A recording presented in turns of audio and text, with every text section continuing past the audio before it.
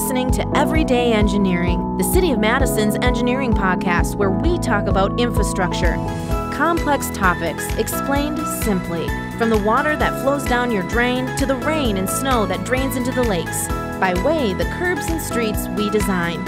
City engineering touches your life in so many ways, explained right now in Everyday Engineering.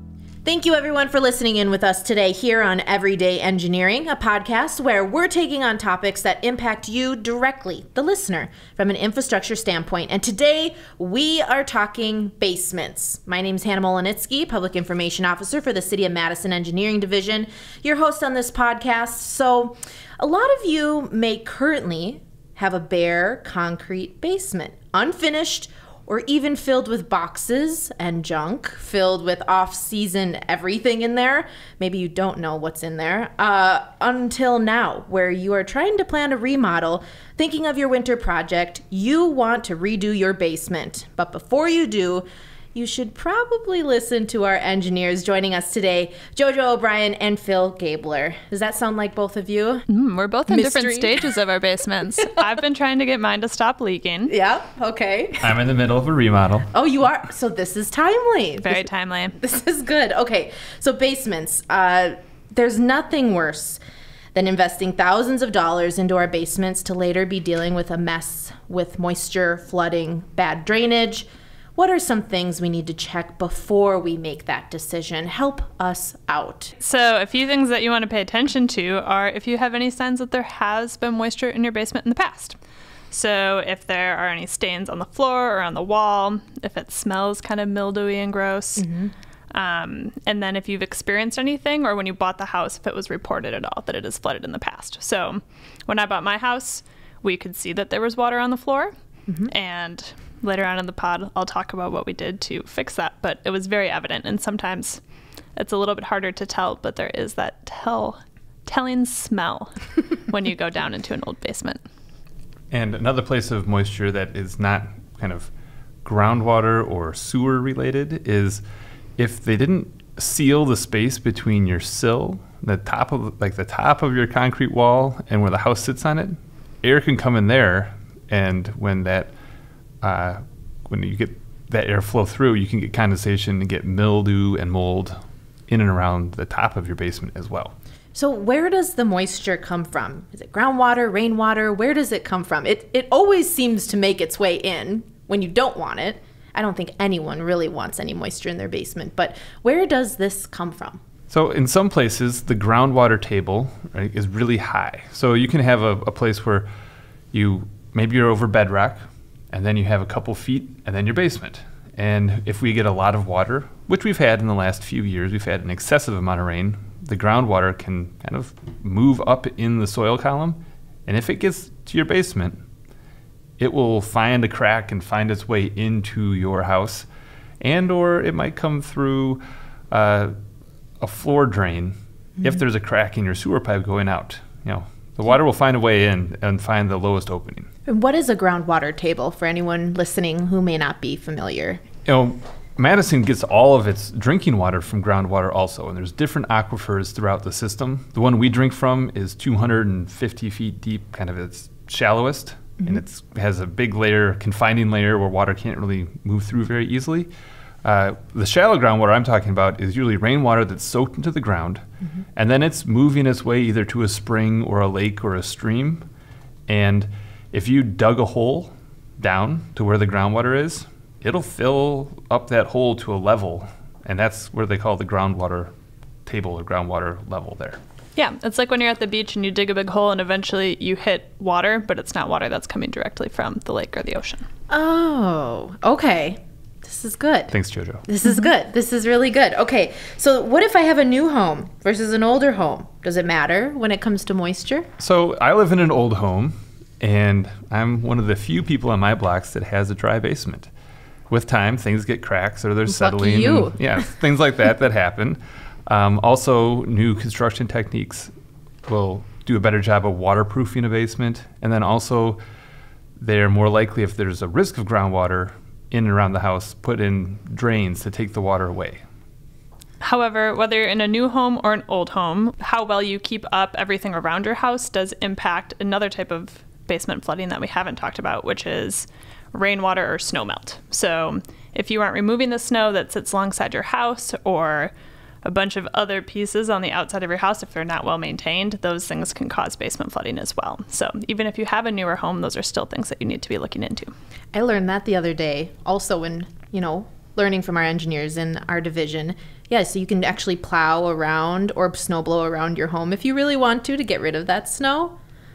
That's an idea, everyone listening to this podcast. Okay, let's talk gutters and downspouts. These are really important and easy things that people can kind of look for. So what are they for anyone who doesn't know, and how does it factor into keeping your basement dry?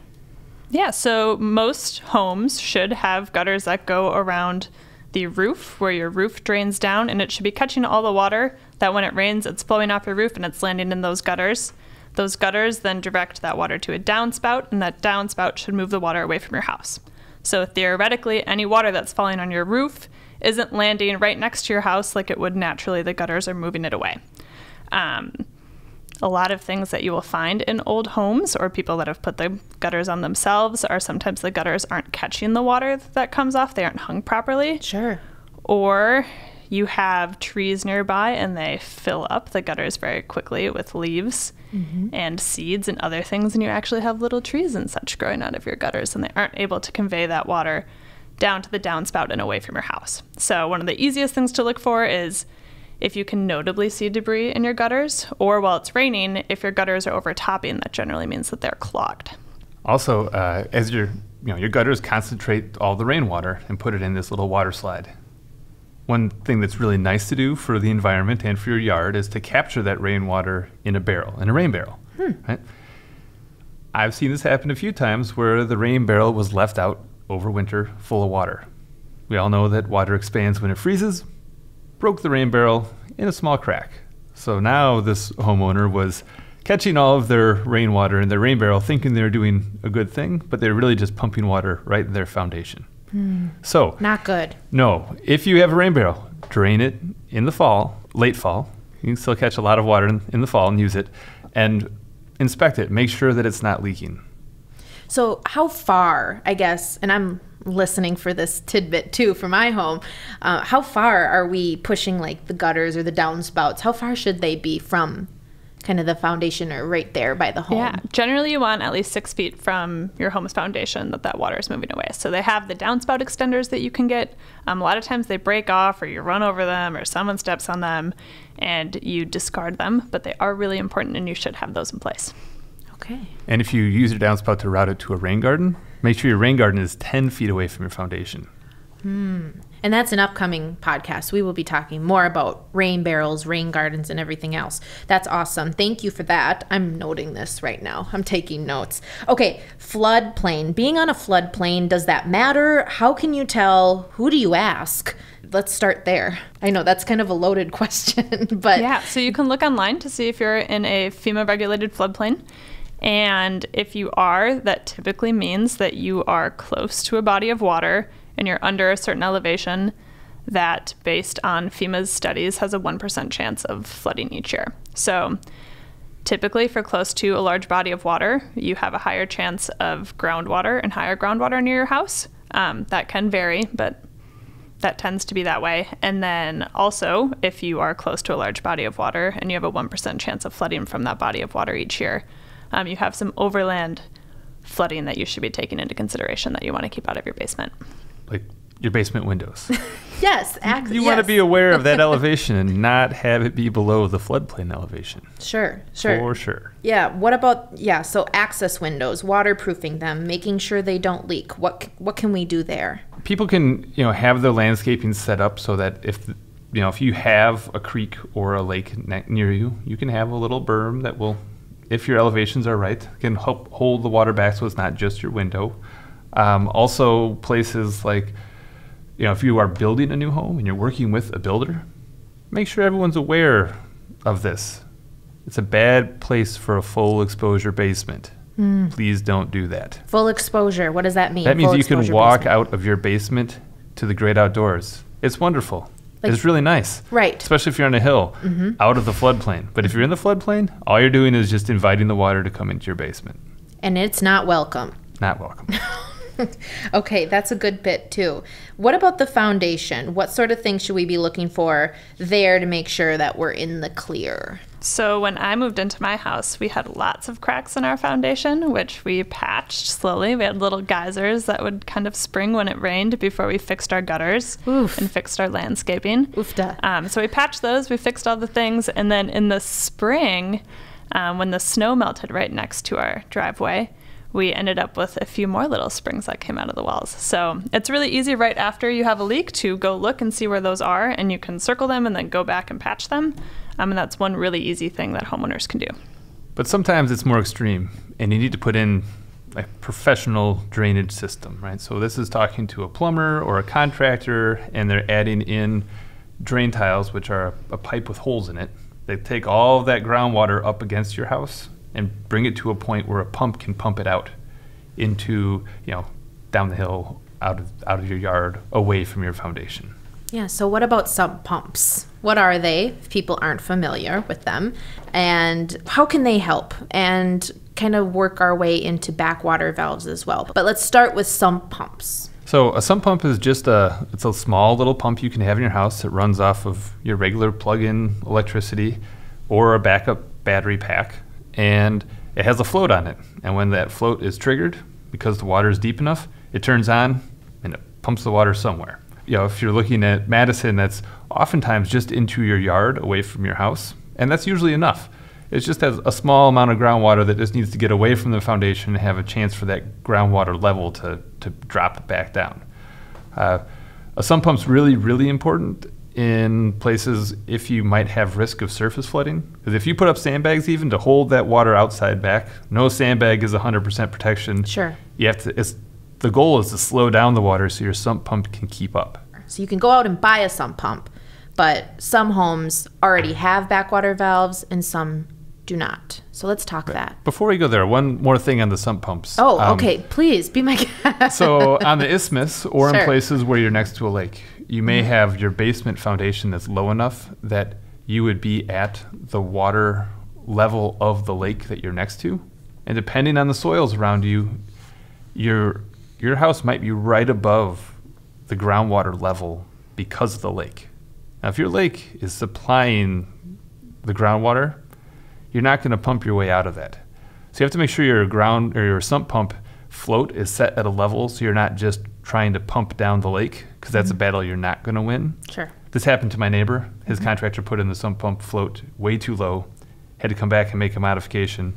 His basement's still dry, and now it runs only after a storm for about a half hour, whereas before it was running all day, every day. Sure.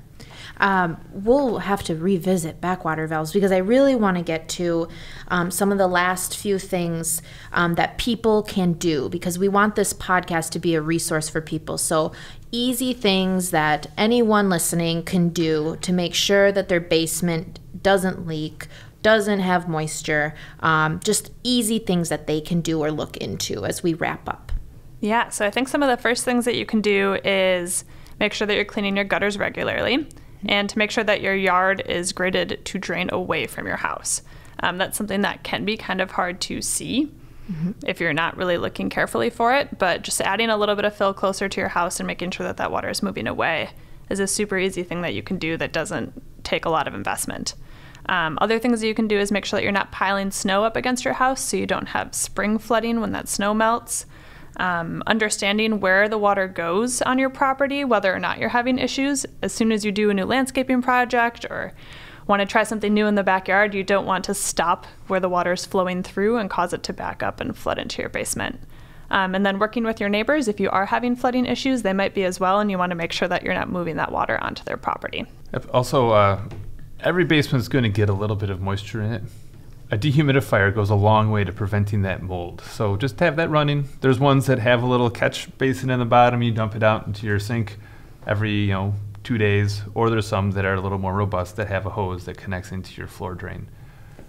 One other thing is with the backflow preventers. Having a backflow preventer installed by a plumber can help the sanitary backups And then also, if you don't have one of those in your older house, you can have kind of emergency protection where you would put rubber and a sandbag over the low openings in your floor to prevent any sewage that could back up. That'd only be an extreme event and something you have to be careful when you do, but can help you. Yeah, lots of good resources that we want to help anyone listening here. I'm definitely taking notes. This is all good information. Thank you both for being here. This was such a good opportunity for us to share some resources that really any of us can do, double check, and make sure that our basements stay dry. And good luck to both of you. Thank you. Yeah, Jojo's working on her basement, and so is Phil. So good luck to both of you too. Thanks for being here. So these resources are posted on the Engineering Division's website under the Stormwater section. And again, anyone listening, if you have more questions about this topic or anything else you'd like us to chat about, feel free to call us in engineering. The number is on our city website, or even more importantly, click over to our City of Madison Engineering Facebook page. We're here for you as a resource every day in engineering.